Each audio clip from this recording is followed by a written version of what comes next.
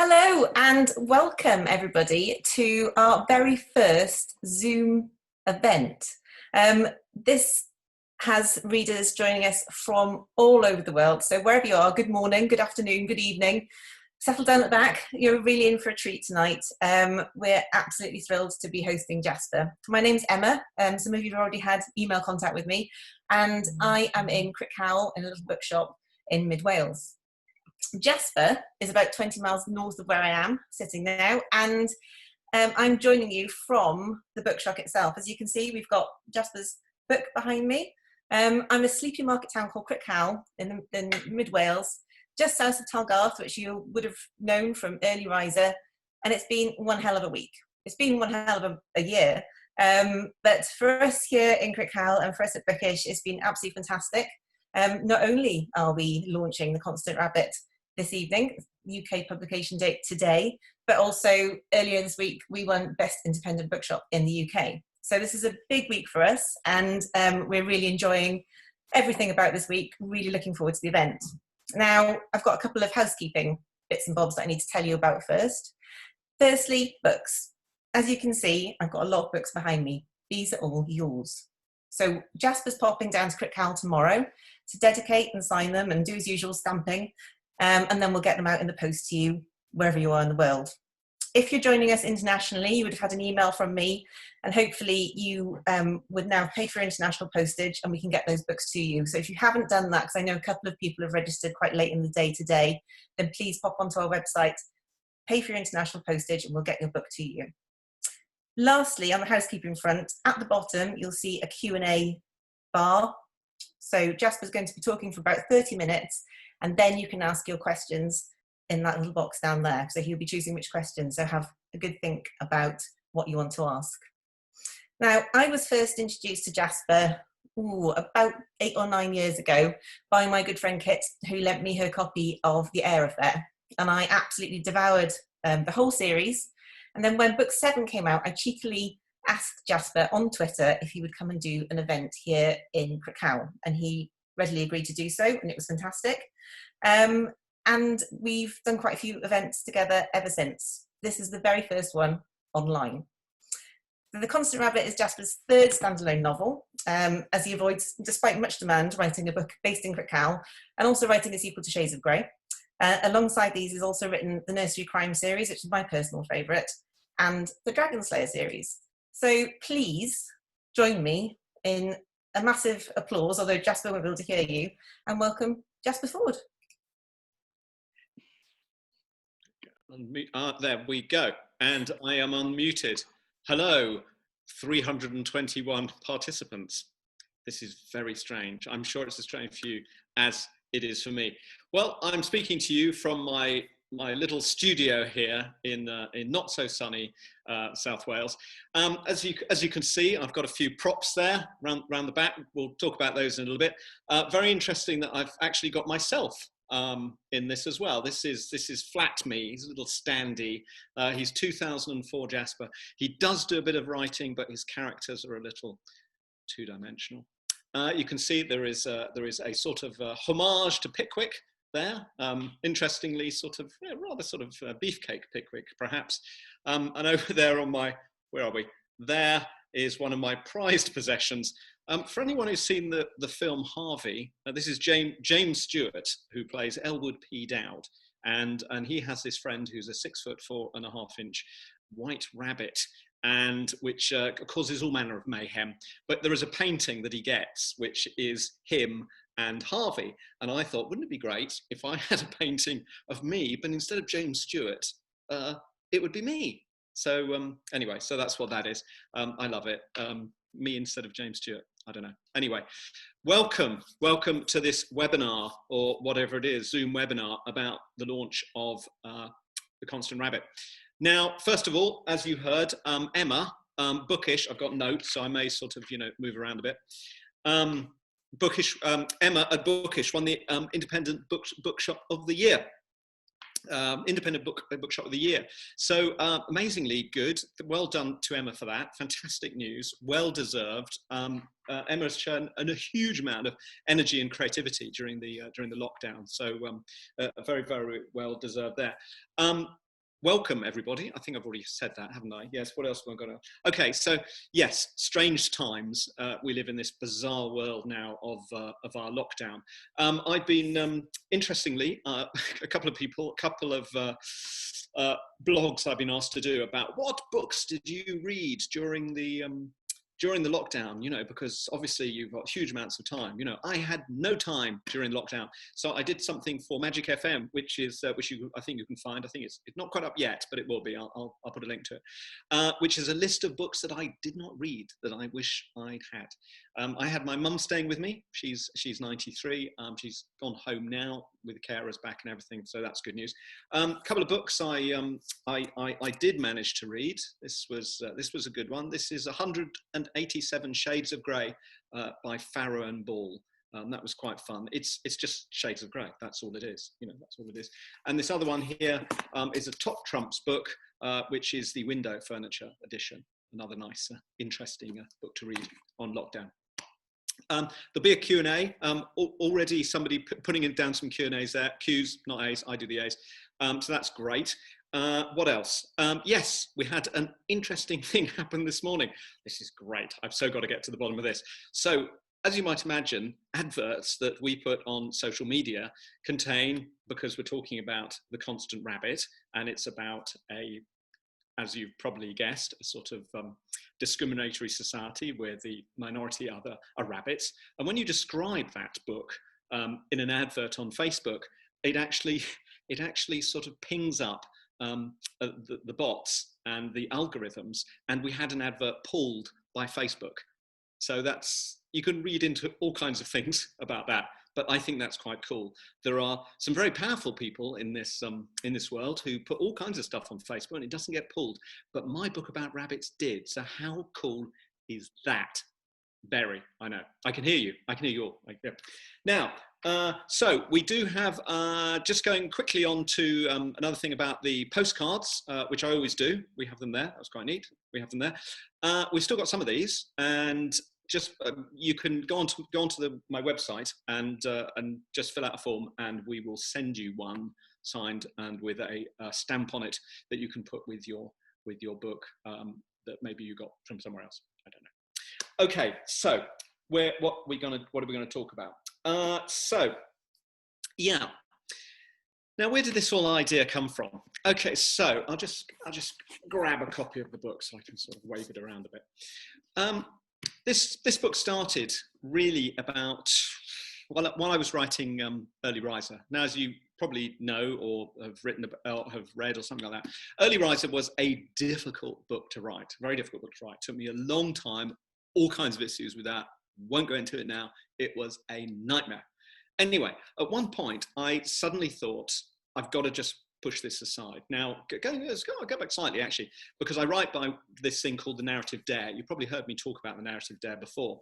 And the narrative dare, you know, with Constant Rabbit is like rabbits were anthropomorphized 55 years ago, and there's now 1.2 million of them. They're not very welcome here. Discuss. That's basically a narrative dare. Now, the thing about a narrative dare is it's a dare, and you can't not do it. You have to carry it through. And when you do, that means that you can really, really sort of kind of delve deep into the authorial toolbox. You know, the editor in you really starts coming out, and the imagination to try and make this idea work.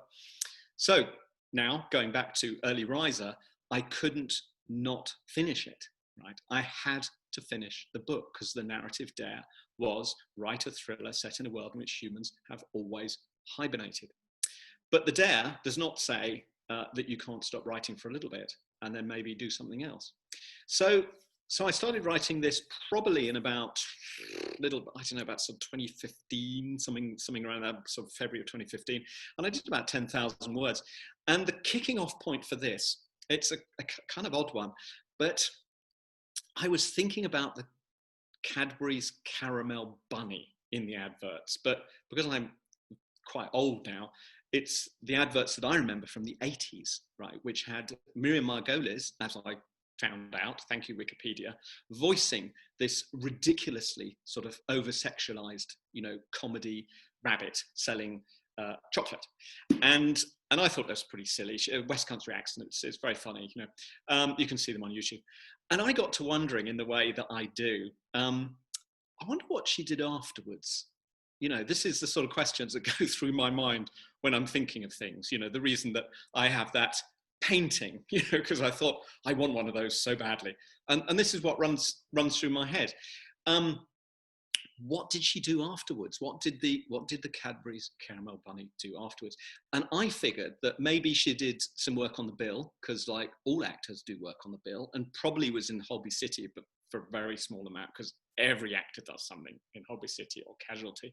And then I thought, well, maybe she did something bigger, but then got like sort of cut out. And then I had this idea, because there's this one section in Pulp Fiction. You know, I like the movie as a whole, but there's one section in it which is called the Bonnie incident, which you might know about how Jules and Forgotten accidentally shoot the young man, and they have to get rid of it. And it's a it's a violent sort of scene, but it's very well constructed in a weird kind of way. And I suddenly wondered if it hadn't actually been called the Bunny incident, and that Bonnie isn't Bonnie. Bonnie is a rabbit. And why would a rabbit be in Pulp Fiction? And would the scene make sense? And I kind of ran the scene to myself, watched it again, and I went, yeah, totally. As long as it's carrot juice instead of coffee, and then it makes more sense of the fact that they're talking about the coffee a lot. And then that got me to thinking that, well, why would she be in a Tarantino movie? And then I thought, maybe they're here. Maybe they arrived in 1965 and they're around. And that's kind of where it started off. And I started writing that. And I did about 10, 15,000 words. And most of the sort of themes, I suppose, were started coming along in that. But it was also, as I was writing on it, it was also very much Brexit was in the air. And I kind of had a sort of suspicion that Brexit wasn't, you know, perhaps the economical reasons behind it, where there was some other perhaps darker reasons about, you know, xenophobia and stuff like that. And there were all sorts of questions I was asking myself about my nation and being British, and, you know, whether we were really the good guys. And that started to feed into it. But I went back to Early Riser, and that eventually was written and published. And then I came back to this. I was kind of worried, because there's an awful lot of people who want the sequel of Shades of Grey, apparently. I was only told this yesterday. I mean, I had no idea, I promise you, no idea at all. No one mentioned it to it ever. I get no, I'm kidding. Every other email is, where is Shades of Grey 2? It's like, anyway, so I thought, well, I just love this rabbit idea. And you know, when you fall in love with an idea, you've just got to carry on with it. So I thought, yeah, I got to carry on with this idea, and finish doing the rabbit book, and, you know, put DS4, because that's the next one, Dragon's Day 4. That's one I'm working on at the moment. And I had to write this book, and it was actually sort of came out quite easily. Usually I write about 6 books for the one book that I get out of it, and I think this time I only wrote about 2.5. It did seem to kind of write itself, especially the ending, which I won't reveal, of course. That would be a spoiler. But everything sort of slotted in. And as we went past the vote in 2016, and the world sort of spread and darkened and seemed to take a little shift to the right, I suddenly thought, this is actually quite interesting. And there's all sorts of questions one can ask oneself about complicity and things like that. And I thought, right, my characters, and as you know from reading my books, I tend to have sort of slightly sort of, well, the protagonist, kind of, not in the Thursday books, obviously, but if there's a male protagonist, there's a very strong female just there in the wings. And sometimes it's actually about how male protagonists deal with strong women. I mean, because I talk about this quite a lot when I'm going to writers stuff, talking to writers. I said, you know, strong women, great, you know, write strong women, it's really good, role models, da da da da. Thursday is great, but for me in the Thursday series, for instance, Landon, the Landon character, I think I really, really like, because Landon is someone who's totally okay supporting a strong woman, and he totally understands her and what he should do, and, you know, and everything else. And we don't need just strong women roles. We need secondary male figures who are totally okay strong women. And I think that's, you know, really, really important. So I created this protagonist. His name is Peter Knox, for a reason that will become obvious to you on page 86, I think it is. And I wanted him to be slightly spineless in a kind of nice way. He's affable, he's friendly, but he's confused, and he hasn't really questioned much in his life. And I just wanted to see his little journey as he perhaps rediscovers this friend of his, Connie Rabbit, who moves next door to him in this little village in Herefordshire, Middle England. I suppose if someone out there, if the 303 participants, if anyone out there sort of doesn't know what the book is about, I suppose I should say that, just give you a little preamble. So 1965, and 18 rabbits have been anthropomorphized, and they can walk and talk and drive cars and do all those sorts of things that humans do. But it's now about 2022 and there's just over 1 million of them, and the government wants to rehome them in Wales, that well-known euphemism that you may recall from your parents and your family pet. Yes, little Timmy was not rehomed in Wales. I'm sorry to have to break this to you now. In this huge MegaWarren, because rabbits live in 5 colonies. They're just called Col 1 to Col 5, and they want to rehome them in the MegaWarren. And the rabbits are not that happy about this idea. In fact, they really think it's a very bad idea, because rabbits are actually very, very smart, and they understand that forcible removals never particularly end well for the people being forcibly removed. So we have this, and then we have my protagonist, as I said, Peter Knox, who works for the Rabbit Compliance Task Force in a lonely position. And everything is kind of okay with his world until someone he knew at university, Constance Rabbit, known as Connie, moves next door with her husband Doc and their 2 children, the little young boy called Kent and a daughter named Bobby, who's actually, well, Bobby like Roberta, you know, like in The Railway Children, you know, who's played by Jenny Agutter, not the other one, not Sally Thompson. Yeah. Anyway, that's an ongoing joke, and you got it here first. What I should do actually is I should read a little section of it.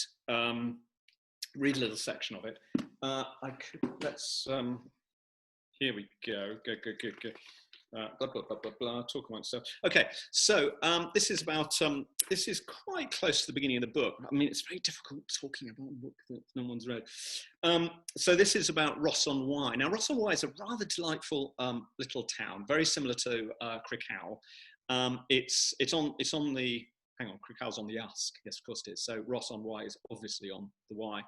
Very nice little town, and it's a sort of rabbit town now, so it's sort of lots of rabbits living there, and this gives you a little idea of rabbit society, because the fun thing about working with rabbits and humans and all that kind of thing is that, as you've seen from my books before, I go into almost ridiculously unrelenting detail about how the world will work, and I try to make everything completely hang together with its own little sort of internal logic. And my mind is always ticking over, and I think, well, what do they do? What cars would they drive? And you go, well, they probably drive large American cars, because they're not hugely dexterous, you know, very large rabbits. And American cars, if you treat them well, will actually last quite a long time, and they hate obsolescence. You know, they have this saying, only a fool buys twice. So they like things like Kenwood mixers and Dualit toasters and anything that lasts a long period of time. So there's all sort of little detail that I like, because I can actually play with essentially, because it's a sort of rabbit human, it's a rabbit that is human full, or it's not human like, it's kind of human full. And then you can actually take the good bits of humans and try and sort of distill them into how perhaps you think a society might benefit from perhaps another species viewpoint coming in. Anyway, I'll read a little bit. This is, it should take about 4 or 5 minutes, my usual reading. Right, goodness, I've got my right specs on. Okay, So Ross-on-Wye, I'll try and put it here so I'm not coming over. I was going to, actually, that's an interesting aside, because out on our patio, we have a bird table. And on the bird table, we have some brand new little blue tits who are very cute and very small and extremely fluffy. And they're eating the fat balls. And I was going to read in the same way that a little baby blue tit eats fluff balls, but it would take about 3 hours, because I would literally go, Ross on Wye had a pre-rabbit. You get what I mean? But they're so cute. They're fluff. It's wonderful. Okay, here we go. Ross-on-Wye had a pre-rabbit population of 8,000, all human. Today, that had risen to 20,000, chiefly rabbits. Most were long-term residents, part of an early experiment in rabbit-human integration undertaken in the 70s by Rabtoil, which had initially been set up as an NGO to find employment for rabbits, but had grown and darkened over the years to control all rabbit employment and was now integrated into the Ministry for Rabbit Affairs. The Ross integration experiment, while hugely successful at the time and still regarded as the gold standard for peaceful interspecies coexistence, was never rolled out further due to a concerted smear campaign by UCARP, who despised the concept of integration and instigated numerous complaints about the rabbits' bacchanalian nature of rampant promiscuity that would surely corrupt the nation's youth.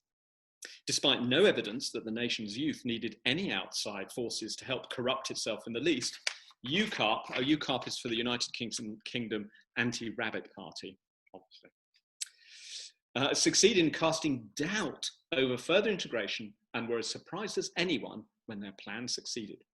They used it as a springboard to further pursue their anti-rabbit agenda. No one could have foreseen that they'd actually lead the nation 4 decades later.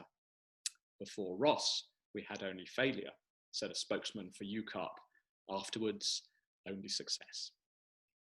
Despite the leporophobic rhetoric, the once sleepy market town of Ross was now a bustling centre of commerce which encompassed trades, crafts, literary and artistic pursuits, as well as 2 centres for higher learning that revolved around philosophy, high cuisine and sustainability.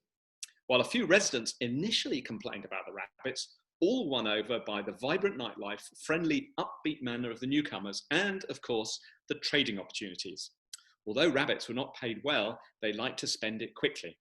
The gourmet lettuce bars did particularly well, as did the numerous greengrocers, a thriving bookstore, and several hookah dens where rabbits discussed politics, economics, and carrot hybridization issues, while their hookahs bubbled and puffed with the aromatic scent of a variety of rabbit tobacco, dockleaf, catnip, burdock, celeriac, and dandelion. More relevant to the Rabbit Compliance Task Force, Ross was by local statute an open town, both commercially, residentially, and crucially, those on a day permit from Rabbit Colony 1, 8 miles to the east. Due to a well-intentioned bylaw passed 40 years before, busloads of rabbits could move between the 2 locations without identification checks, something a headache for Rabcos, as it made free movement that much easier. Okay, that'll do. That'll do. Yeah, that'll do for now. That'll do for now. How are we doing? Okay. So where do we go from here? Well, the characters were kind of very important to me, and interestingly, some of the worst characters in it. I liked having baddies with no sort of, with some redeeming features. You remember sort of Ashron Hades or the Gingerbread Man or all manner of things like that, or even the in early Riser. Toccata and Fugue. No, Toccata and whatever her name was. But this time I was actually bringing in baddies. I have several baddies, and some of them have no redeeming features, which was kind of a sort of rather bizarre feeling for me. But we went along with that. I hugely enjoyed writing the rabbit characters, I must say, and certainly Peter Knox's sort of journey into rabbitdom, because up until this point in his life, he's aged about 50. Up until this point in his life, he's actually never come across rabbits really. He's seen them obviously, behind sort of bars, baristas, stuff like that, but he's never actually really gone to dinner with them and he learns all sorts of interesting things about rabbits.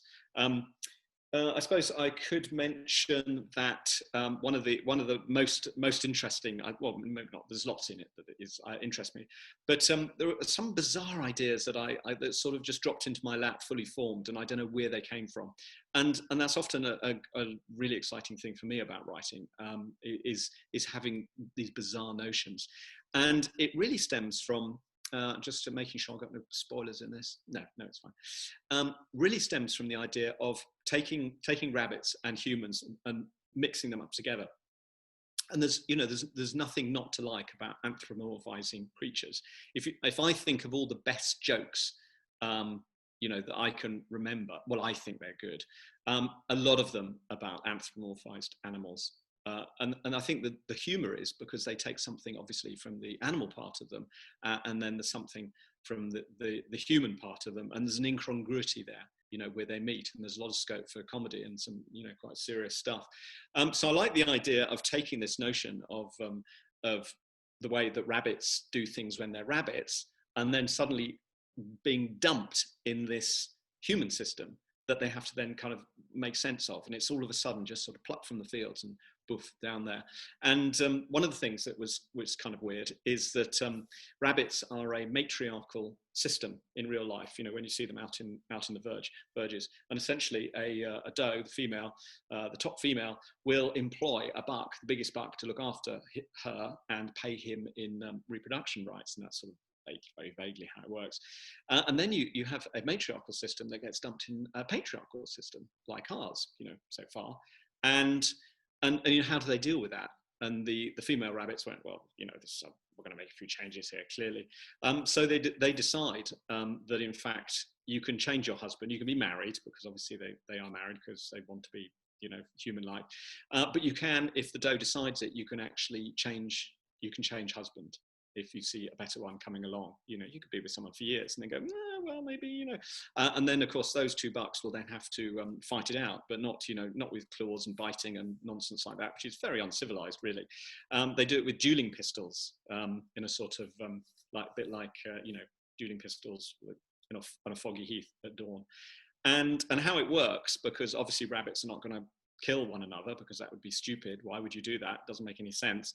So what you do is you stand apart, like that. We're probably wearing a sort of fluffy shirt a bit, with your seconds standing there nearby, foggy heath, dawn, and you'd do your 20 paces, and then you'd fire off this huge great cannon of a gun you're holding, and the idea is you've got to hit an ear, right? You have to hit an ear.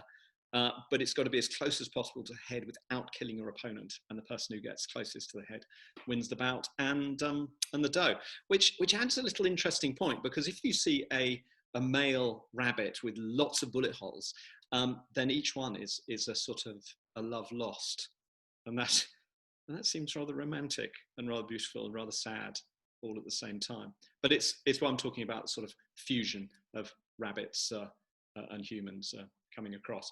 Now, what have I forgotten that I should have said that I didn't said before we throw it open for questions? If you've ever listened to me talk before, you'll know that I generally go on these way big tangents around IO and back again. So we'll probably be able to answer some other questions while I'm answering these questions. So let's go through some of these questions. And what are we doing for time? We're good for time. Oh, that's exactly half an hour. Right, so just while I right, so this one. So Iola, I'll just do first names. Iola, you said, would you ever incorporate COVID-19 into one of your stories? Yeah, that's an interesting one, isn't it? I think the answer is not yet. I think, like with writing, The Constant Rabbit, there's always this worry in my head that I'm taking a very, very serious subject, which it is, and I'm being frivolous with it. And that was always a worry, and still is a worry to me. I don't know why. It's crazy, what I should worry about, other than someone saying, you're rubbish. And then I go, well, okay, but, So I think, you know, COVID-19, I think there'll be some very interesting stuff coming out of that. I mean, I was talking to someone about 2 years ago, and I was saying, we were talking about Brexit, and I was saying, yeah, but okay, let's look at the upsides, you know, and the upsides of it. There might be some really good comedy coming along. In this sort of the upside, if you like, of the Thatcher years, is that we got Spitting Image and we got some tremendous comedians who came out of that. And I was kind of thinking, yeah, I wonder what we're going to get. I wonder what books are going to be written in this sort of post-British Brexit sort of. What are we going to get? It was song-wise, art, theatre. You know, what is going to come out of it? And there's always something interesting, I think, that comes out of these issues. But it's a matter of timing. I can't see myself writing anything about it yet, but there might be some sort of reference to it in the future. Right. So blah blah blah blah. Let's see now. Stephen, you've said, have you ever considered a shared universe story with Thursday Next entering some of your other series? Yeah, well, there is a crossover, Stephen, between the nursery crime series and the Thursday Next series. So there is actually a little crossover there. I did at one point, there are several sections in my early books, I think in the nursery rhyme series and the Thursday Next series, where there's something weird and random happens, and it actually, the payoff is in a book that is still sitting on my hard drive. So there's a kind of link there. And I think in the earlier days, I did like this sort of more than this mix and match idea and this sort of shared universe idea. I don't know. I mean, I think there was a couple of people who were saying to me that they were reading Shades of Grey, that famous unsequeled novel. And they were expecting Thursday to kind of pop up and go, it's me, actually, you know, I'm here, you're inside a book. And I didn't want that. I want each book to kind of, you know, to focus in on the characters and everything in that. So I think probably the answer is no. But there is another Thursday book, because 7 is not a good number of books to be in a series. 8 is great. 8 is a lovely number. Lovely number. So there will be another Thursday book. It looks like I'm going to be doing sequels until at least my middle 60s. It looks like. Anyway, right. Any news on Shades of Grey 2? Are you tired of people asking this? No, I'm not tired of people asking this. It's nice because people want to read what happens next. You know, with Eddie and Jane. There you go. With Eddie and Jane.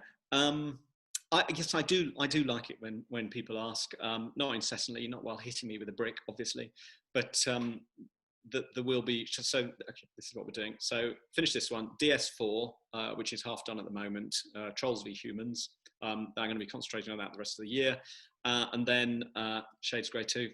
Because so many people are, oh, I heard you again yelling. Yeah, because I've really got to write it. And I get so many generous emails about it, about people saying really, really nice things about it. And I can't remember really what happened. I think there's something about colour. And I know there's something about the fallen man that is very pertinent. And those swans, yes, those swans circling above, there's definitely something going on there. And the power grid's still up, and the floaties and those electric light globes and stuff. Yeah, there's a lot of stuff going on there. So whether it's going to, I had this idea actually, because I'm going to think of it. And I think one of the interesting things about Shades of Grey for me that I can remember is that obviously it's told first person from Eddie Russett's point of view, and you're never quite sure whether Jane likes him or is kind of using him. And I kind of like that ambiguity, and she's great fun. I love Jane. She's a brilliant character. And then I thought maybe I'll tell it from Jane's point of view next time. And then you won't know what, because Eddie is now in a position of power, obviously. And then perhaps you don't know whether he likes her or whether he could be using her in some way. So maybe that we could increase that, continue the ambiguity, but perhaps on the other side of the coin. Anyway, it's just an idea. Who knows? Right. I would love a postcard, Vicky. Oh, hi, Vicky. Yeah. Yes, you can just send me an email with your address in. Right. What else we got here?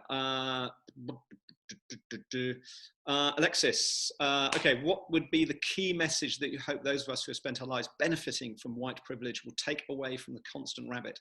A good question. These are the questions that kind of make me sort of scratch my head a bit and not really know. I mean, I think if there's any message from the book, it's just like ask questions of your government, but equally ask questions of yourself.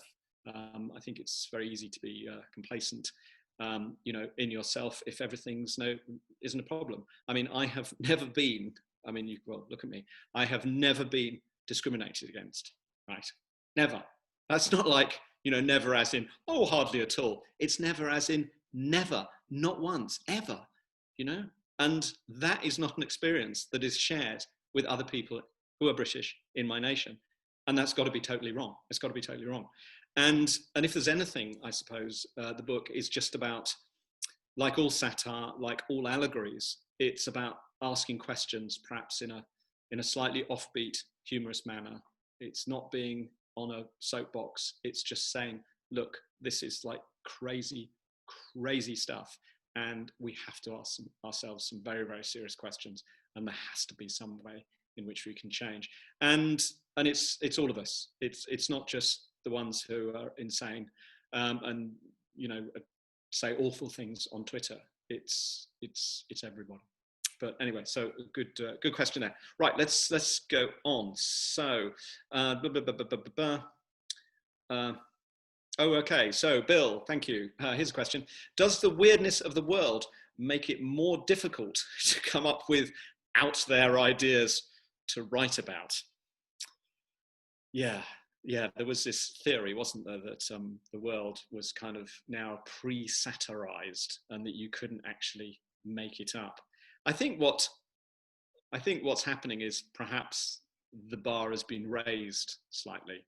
I introduced something in the Thursday Next book called the stupidity surplus, which comes back to haunt me all the time in tweets and people emailing me and saying, you know, Jasper, you knew about this, you know, there's this surplus of stupidity that then has to be. The idea was that so the government's job is to essentially drip feed the innate stupidity with which the human race is imbued in a responsible manner. Essentially, that's what governments do. But if they don't do that and they build up a stupidity surplus, they then have to get rid of it in like a big way. You know, we have to get rid of the stupidity surplus. What do? I don't know. Let's start a foreign war in a country we've never heard of, you know, a mineral that we don't need, you know, that kind of stupidity. And that comes around quite a lot. I think it just raises the bar slightly, really. I don't think a world full of extremes, and we are in a very sort of well, put it this way. I mean, I think we live. This is an unsubtle book. I think Constance Rabbit's not particularly subtle. That was something I was sort of worrying about as well. But then I thought, actually, we don't live in unsubtle. We live in very unsubtle times. So perhaps actually, it's the right book for these times. I don't really know. The interesting thing, of course, about writing is that I can write a book and then it isn't out for like 18 months, 2 years. And I don't know, you know, how people are going to look at it when it comes out. But no, raise the bar. You know, whatever craziness is going out there, there is surely some writers can do something with it as long as we think hard enough and use a bit of imagination. But yeah, thank you. Right. My name is Jasper and I'm named after you. I am 10. Way to go, Jasper. I was wondering, how did I get my name? Well, it was a birthday present from my parents. That's what I always say. Or they wanted a dog. This is my standard one. You could use this as well. You can have this, in fact. You can have this. So what happened is people say, Jasper, you know, why have you got a name like Jasper? And I go, well, my parents wanted a dog because I don't know whether you live in the US or the UK, but here in the UK, Jasper is a very common name for a dog, usually a slightly overweight black Labrador. So the story I tell is that my parents wanted a dog and I came along, so I got called Jasper, which is a good job because if they wanted a cat, my name would be Tiddles, and Tiddles Fforde is not a good name for an author. So you can use that one. Right, thank you, Jasper. Okay, right, Lisa, you are an English teacher. Thank you for teaching English. It's like I always huge thank you. A huge thank you out there for librarians and English teachers. You are so important now more than ever. All teachers, vitally important. I teach English. I wondered if you had any words of advice for my pupils. Have all your works in my classroom to help them access books which are different and funny and well written. Well, it's very kind. Thank you. I do actually have a whole bunch of writing tips, and if you email me, jasper@jasperforde.com, I can send them to you. I mean, it's that easy. When I do school visits, I usually give it out. They're all the usual suspects, and it's quite useful because you guys tell your pupils one thing, and then of course they might hear it from a writer. And I always, whenever I'm doing school visits, I usually get a flip chart. You know, I don't use any technology. It always goes wrong. Flip chart, and the first thing I do is write a huge sack of cash, right? Huge picture of cash, and that I tell stories and I make stuff up, and I get paid cash for it. And then after that, I do perspiration marks, right, coming out of the cash to show that it's hard work as well. I do a half-hour talk about careers in creative writing. You know, people think that when I was a kid, I wish someone had said to me, you can be a creative writer. I didn't know it was a job I could even do. I didn't even think about it as a job that I could even think about doing until I was 27. 27.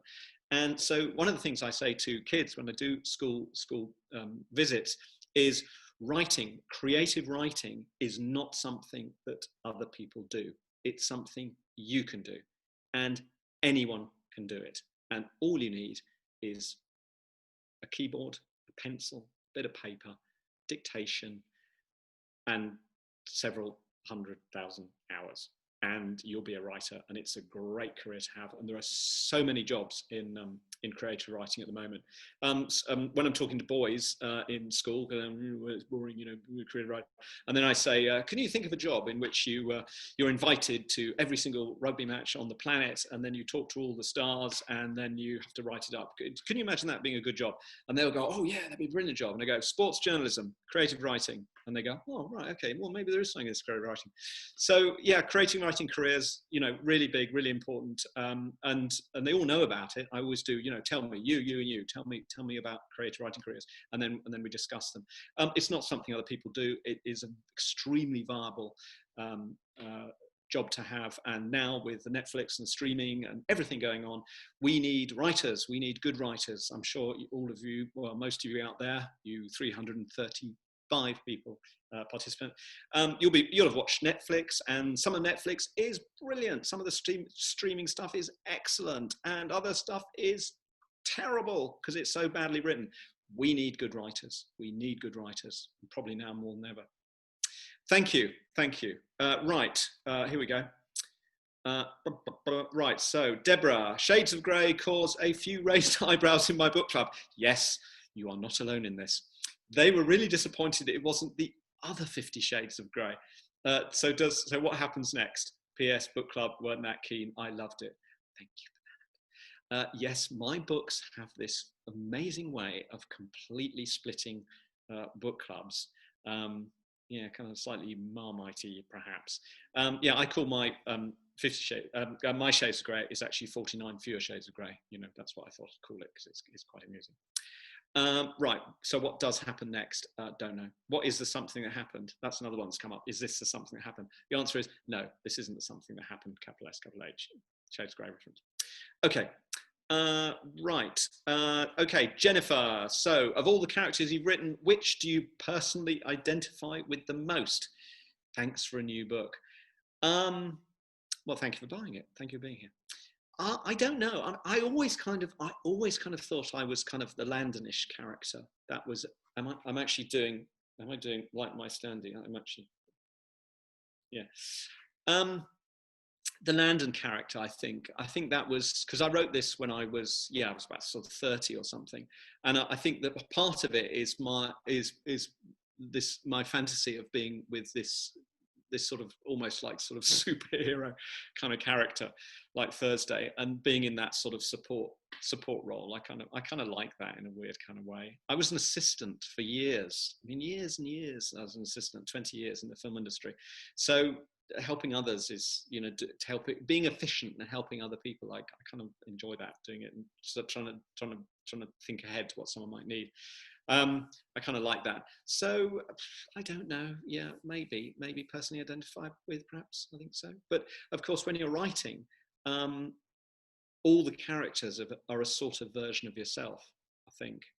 Even the bad ones, except the ones with no redeeming features. In Constance Rabbit, I don't identify with those. But even the sort of the slight sort of evil charmingness, yes, of people like Emperor Zark or Asheron Hades, I do kind of fancy myself as being, you know, wholly, you know, rakish and evil, yet, you know, quite amusing and funny. And there's something I do actually really like about Emperor Zark, and there's bits of me in all of them, really. I mean, I have to, I suppose. Anyway, so yeah, thanks that's a question. Right, here we go. Right, right. So Mary, you're in Tenby. Yay!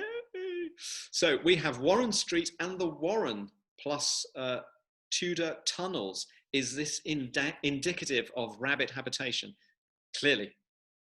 Rabbits and humans have a very interesting history. We treat them in a very, very bizarre way once you start thinking about it. Because, oh, excuse me again, because we keep them as pets like this. You know, we go, oh, you're so sweet, cute, I love my rabbit, like that, and then we eat them.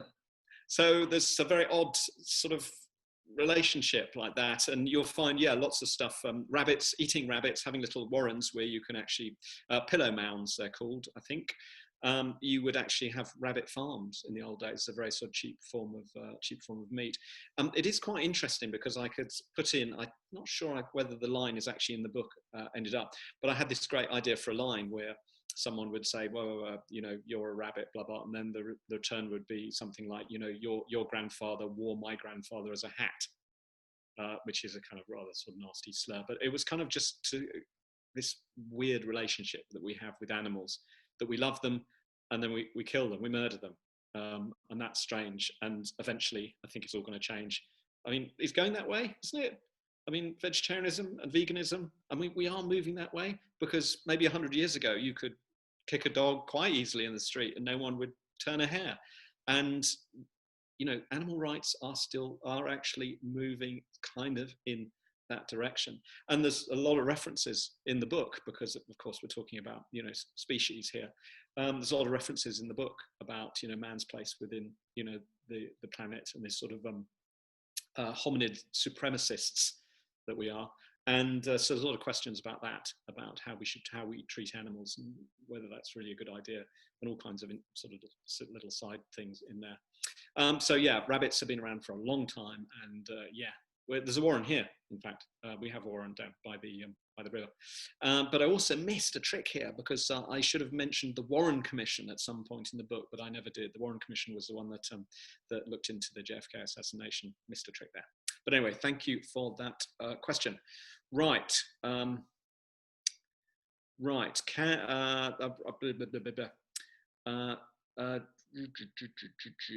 Jane. Okay, Jane, you've gone, do you have any pet rabbits? Okay, just wondering if you studied rabbits as part of your preparation for writing the novel, and whether you identified any specific rabbit characteristics that you want to include in the novel. Okay, so I mentioned a few little things about that. I do not have any pet rabbits. I have never owned a pet rabbit. It's not because I don't like rabbits. I think they're quite cute. I don't like eating them, but I don't like eating a lot of stuff. We're slowly moving to a vegetarian diet at the moment, or rather the rest of the family is, and I'm sort of slowly catching up, but we're getting there. Yeah, there is a book. What is it called? Hang on, I reference it, I think, in the book here. It's yeah, the private life of the rabbit by R.M. Lockley. Now, for an animal that we spend the literally billions on the planet, and we spend a lot of time and effort and energy trying to destroy, no one really knows a huge amount about rabbits until Lockley came along, I think pre-war and post-war, and did an incredibly sort of very, very scientific study of rabbits, and that book is basically the book for studying rabbits. But we have guinea pigs that we that we love very much. We had a pregnant guinea pig. Unfortunately, there was, well, it's a bit tragic. And I wanted to have a guinea pig of my own, because like the children of my wife have a guinea pig, and I wanted a guinea pig, and I wanted an orange guinea pig, and I wanted to call it the Donald, because it'd be great to have an orange guinea pig called the Donald, but it wasn't to be. Right, so let's carry on here. How are we doing for time? Yeah, I think Emma will wave at me when I'm to stop. Okay.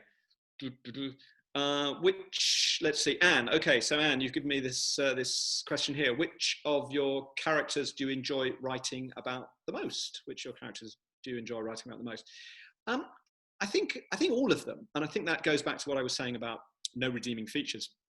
I mean, even they were quite, these two brothers called the Mallet brothers, who live in this village that that Peter lives in, a little village called Much Hemlock, in the middle of Herefordshire.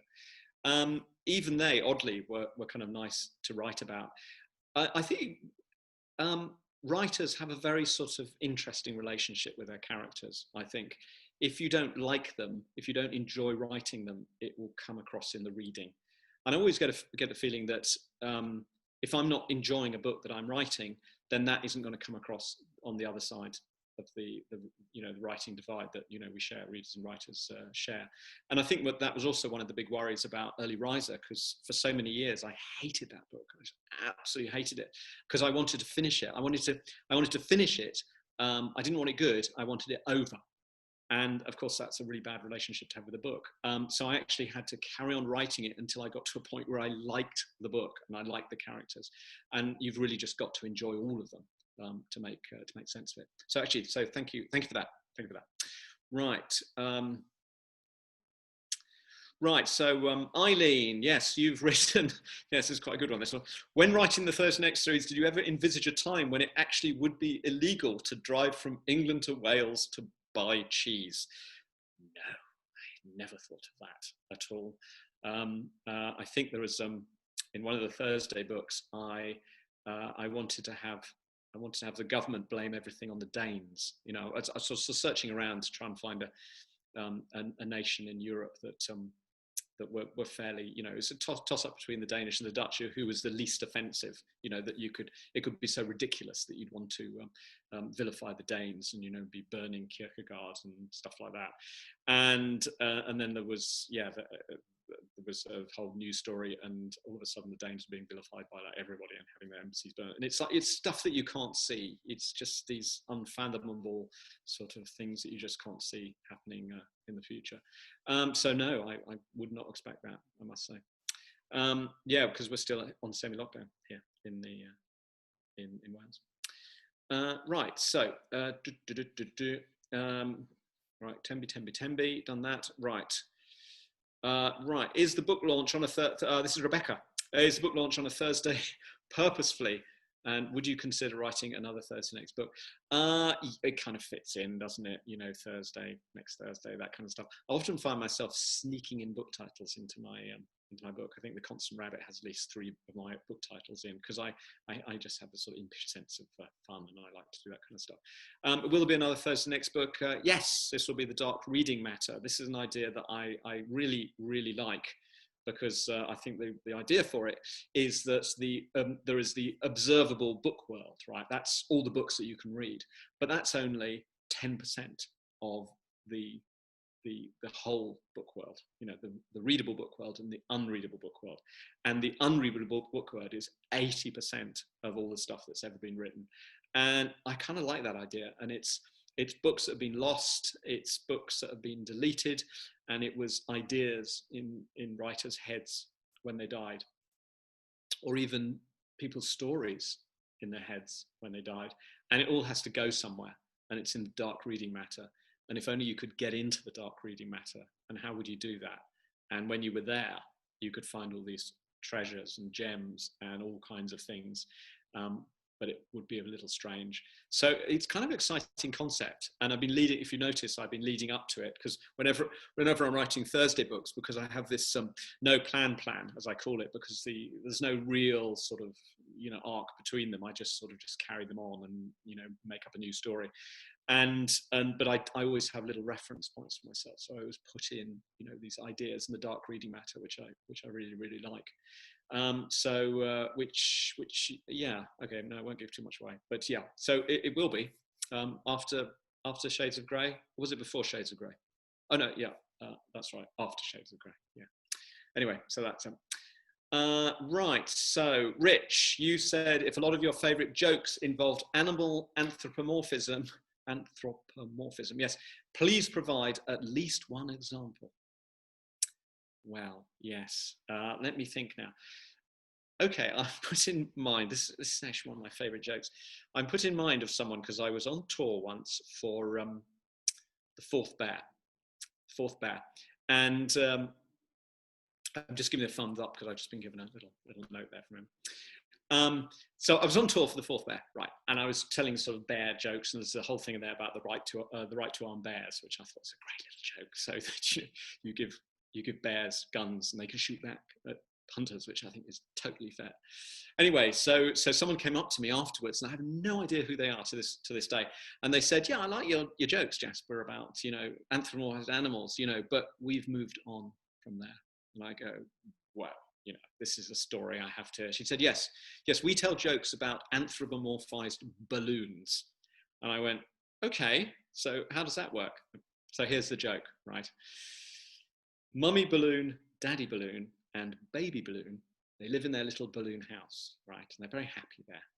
And one night they put baby balloon to bed in his little balloon bed, and he goes to sleep. And mummy and daddy balloon, they go to sleep in their bed. And that night there's this terrible storm, and there's thunder and there's lightning, and little baby balloon gets very frightened. So he goes, "Well, what will I do? I know, I'll sneak into mummy and daddy's bed, right? Okay, so that's what you do." Yeah, so he goes in there, goes next door, and he tries to get in, and there's not enough room, right? He can't fit in the bed, and he goes, "What will I do?" And he goes, I know what I do." So what he does is he gets his daddy's knot, right? And he just undoes his daddy's knot, just a little bit like that. Lets his dad down just a little bit, so he won't notice. And he tries to sneak in again, and there's not quite enough room. So he goes around to the other side where his mummy is, right? And then he undoes her knot as well, and lets a bit of air out, like that, a little bit of air out. And then he tries to get in again, and it's like, nearly. And he goes, "I can't be letting air out of them. What am I going to do?" And then he goes, "I know." And then he gets his own little knot, and he lets a little bit of air out of himself, like that. And he just sneaks in, and he fits in perfectly, and he goes to sleep, and he has a lovely, lovely, lovely night. But when he wakes up, right, his daddy is staring at him like this. And he knows he'd done something terribly wrong. The worst balloon faux pas you could think of. And it's, oh God. And his dad says, "It's not good, is it?" And he goes, "No, Dad." And says, "Sorry." He said, "You've let your mother down. You've let me down. But worst of all, you've let yourself down." So that's it's one of my favourite jokes.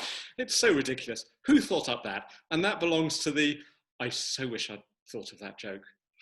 I could not think of that joke. I could not think of it. Whoever thought of that, genius. Brilliant joke. The balloon joke. You can have that. You can use it. Emma, are we up? How are we doing? Is that hour and a half? We are. Okay, so to wrap up, thank you very much indeed for coming to listen to me talk. I have its most bizarre thing of all.